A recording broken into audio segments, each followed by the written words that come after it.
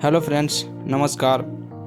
Always be happy channel में आप सभी का स्वागत है। आज आप लोगों के लिए एक शानदार कहानी लेकर आया हूँ जिसका नाम है अधूरी हवस 2। अधूरी हवस पार्ट 1 में आप लोग बहुत एंजॉय किए, बहुत प्यार दिए।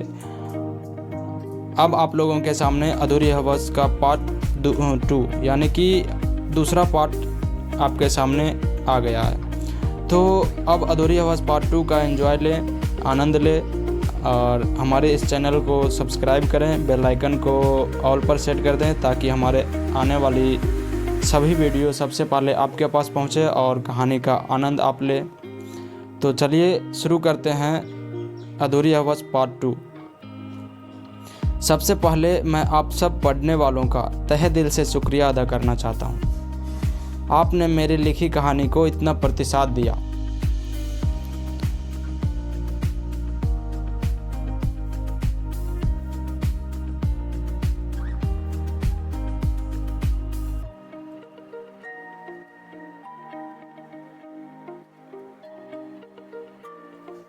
अधूरी हवस पार्ट 2 में क्या है और कितनी आनंद मिलती है, कितनी बेहतर कहानी है, आगे क्या होने वाला है राज और मिताली के साथ जानते हैं।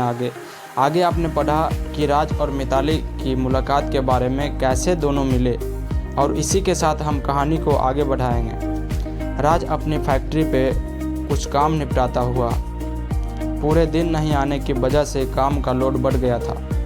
देर रात होने के वजह से थक भी गया था। राज ने ऑफिस में ही रेस्ट रूम बनाया हुआ था, तो वह बेड पे फैल गया, मोबाइल चार्ज में लगा के। जैसे ही उसकी आंखें भारी होने लगी कि डिस्प्ले पे एसएमएस सेंड हुआ, लेकिन राज ने देखना ज़रूरी नहीं समझा। सुबह देखूंगा कह के आँख बंद करके सोने लगा। बस ठीक 10 मिनट के बाद मोबाइल की रिंग बजी और कट हो गई। राज ने सोचा, अभी इतनी रात को कौन फ़ोन कर रहा है, शायद माँ का फ़ोन होगा। ऐसा कहकर मोबाइल हाथ में लिया तो नंबर जाना पहचाना लगा। सोच ही रहा था कि कॉल कर लूँ, कौन है। तभी एसएमएस फिर से मोबाइल की डिस्प्ले पे फ्लैश हुआ। एसएमएस बॉक्स में जाके चेक किया तो थैंक्स लिखा था। राज फिर से सोच में पड़ गया, आखिर कौन है। इतनी रात को 2 बजे मुझे कौन थैंक्स कह रहा है, मालूम करना पड़ेगा कौन है। राज ने रिप्लाई किया, कौन हो आप, जो इतनी रात को आप मुझे एसएमएस भेज रहे हो। सामने से जवाब आया, बस कुछ ही घंटे ही गुजरे हैं, अलग हुए। बस कुछ घंटे ही तो गुजरे हैं, अलग हुए, और आपने हमें अनजानों में भी गिन लिया। बड़े मतलबी लगते हो आप। अब राज की नींद खुल गई और जवाब में कहा, हम आपको जानते नहीं, फिर भी आप हमें मतलबी कैसे कहते हो। एक तो हमें दुनिया भर की नींद आ रही है और आप हमारा दिमाग खाए जा रहे हैं। अरे मिताली बोलती है, अरे आप तो बड़े अकड़ू हो, लड़की से ऐसे पेश आते हैं क्या। अगर नंबर ऐड नहीं करना था तो लिया ही क्यों था। ओह तुम हो मिताली, सोई नहीं हो अभी भी जाग रही हो क्या।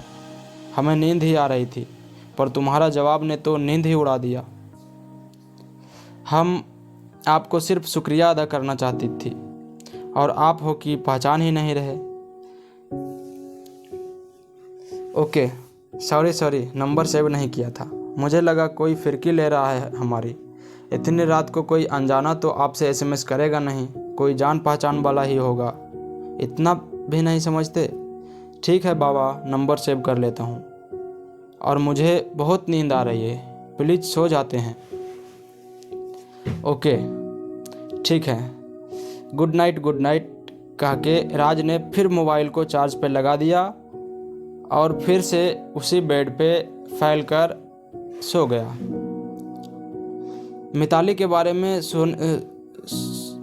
बारे में सोच के सोने लगा।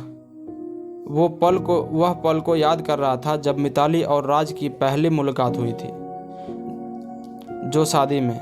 वो पल याद करते ही राज के चेहरे पे एक से प्यारी सी मुस्कान चली आई। तभी फिर से एसएमएस आया, सो गए क्या। हाँ सोने ही जा रहा हूँ। क्यों। कुछ नहीं, एक सवाल पूछना था। हाँ पूछो। आप पूरे दिन मुझे क्यों देखे जा रहे थे? वो तुम पूरे दिन मोबाइल पे ही लगी रही थी, इसलिए कि किससे इतनी बातें कर रही है। अच्छा तो पूछ लेते ना, तो अभी बता दो। मेरे मंगेतर से। ओ, तुम्हारी मंगनी हो गई है, बधाई हो। जी शुक्रिया, और एक बात पूछनी थी। पूछूं क्या? प्लीज़ कल पूछना, बहुत नींद आ रही है। सॉरी। ओके ठीक है, गुड नाइट। गुड नाइट कह के राज सो गया। सुबह 11 बजे नवाब उठे और हाथों में सीधा मोबाइल लिया तो डिस्प्ले में एसएमएस फ्लैश हुए। देखा तो मिताली के थे, गुड मॉर्निंग वाले और कुछ अच्छे विचारों वाले सेंटेंस भी थे। राज अब सोच में पड़ा कि आखिर मिताली चाहती क्या है। आधी रात को मुझसे बात करती है और अभी सुबह सुबह फिर से एसएमएस कहीं वो सेटिंग कर रही है क्या? उसकी मंगनी भी हो चुकी है। आखिर उसकी मंगनी भी हो चुकी है, फिर भी मुझ में इंटरेस्ट ले रही है। आखिर क्या मांजरा है? मैं तो उसको एक बहुत सीधी सादी मासूम लड़की समझ रहा था और मिताली के लक्षण तो मुझे ठीक नहीं लग रहा। क्या ये भी और लड़कियों की तरह ही है क्या?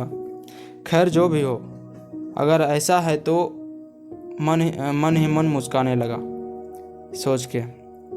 अब पुराना वाला राज अंगड़ाइयाँ ले रहा था, जो शादी के बाद सो गया था, जिसे लोग एक नंबर का ठरकी, प्यार नाम से कोसों दूर रहने वाला, जिसे बस एक ही रिश्ता समझ आता था, जिस्मानी का। जिस्मानी और जिस्मानी।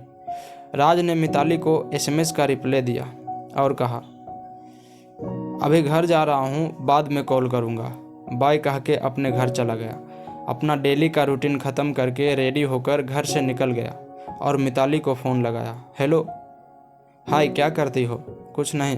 अच्छा बताओ, तुम रात को क्या पूछ रही थी? क्या पूछना चाहती थी? अब सही समय है, पूछ सकती हो।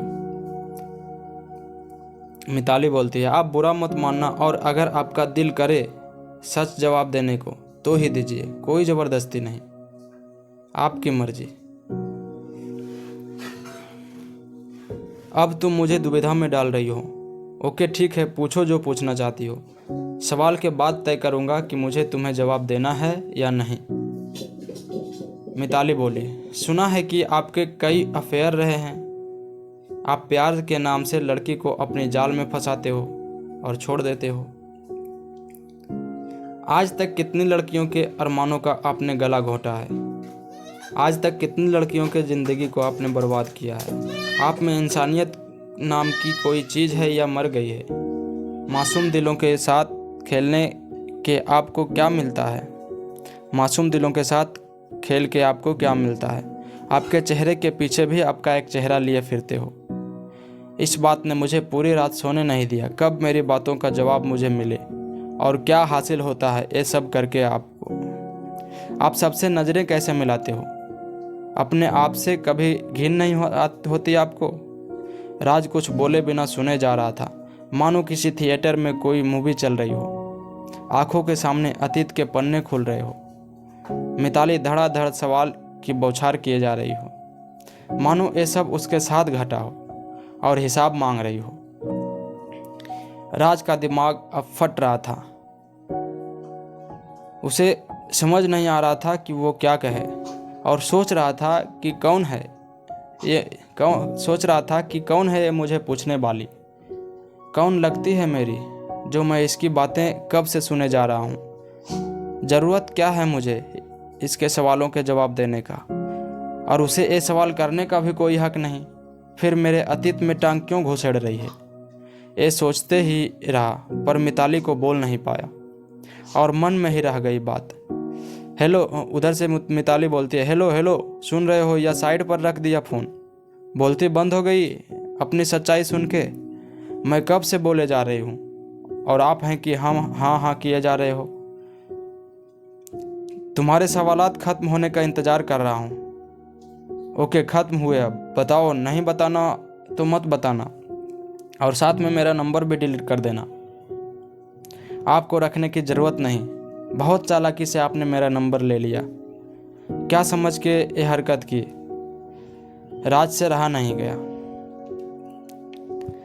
राज से बिल्कुल रहा नहीं गया। बीच में ही मिताली की बात काट के बोला कि तुम क्यों ये बात जानना चाहती हो, और आखिर तुम हो भी कौन? आखिर तुम हो कौन मुझसे ये सवाल पूछने वाली, और मुझे क्यों सब तुम्हारे सवालों के जवाब भी देने चाहिए? मिताली बोलती है, बस उम्मीद थी जवाब की। सच कड़वा होता है, हजम नहीं होता है हर किसी से। सही का सच कड़वा ही होता है। सही कहा, सच कड़वा ही होता है और अधूरा ही होता है, और सब सच की तह तक कोई नहीं जाना चाहता। बस आधे सच पे फैसला तय किया जाता है और गुनाहों की तख्ती माथे पे चिपकाती जाती है। खैर ये बताओ, तुम क्यों ये सवाल उठाए जा रही हो? मुझे उन लड़कियों के दर्द महसूस हुए जिनको आपने अपनी हवस का शिकार बनाया। क्या बीती होंगी उन पर, उन सारी लड़कियों पर क्या बीती होंगी? उन पर कभी सोचा है तुम क्या महसूस करोगे? उन पे क्या बीती होगी वो तो एक लड़की ही समझ सकती है। तुम्हारे जैसे पत्थर दिल इंसान नहीं समझ सकता। अच्छा, तो तुम उसका मोर्चा संभाले हुए हो और तुम्हें सच ही सुनना है। ठीक है, तो चाहे कितना भी गंदगी भरा क्यों ना हो, तुम पूरा सुनाओगी, और बाद में तुम्हें जो बोलना हो वो बोल देना मेरे बारे में। I don't care. मुझे कहाँ तुमसे कोई रिश्ता जोड़ना है। तुमसे और रिश्ता तो दूर की बात है, जान पहचान भी नहीं रखनी है तुमसे। दूर दूर तक कोई जान पहचान नहीं रखनी है। ठीक है, तो बात पूरी सुननी पड़ेगी। अगर वक्त नहीं तो बाद में बात करेंगे। नहीं, वक्त बहुत है, मैं फ्री हूँ। वक्त ही वक्त है। तुम बताओ, आखिर क्या और सच छुपा है तुम्हारे पास? कहानी जारी है। आखिर राज क्या सच में सच्चाई मिताली के सामने रखने वाला है, और मिताली उस सच को सही ठहराएगी क्या? अगर हाँ, तो क्या होगा जानने के लिए आगे के पार्ट का इंतजार करें। तो थैंक यू दोस्तों।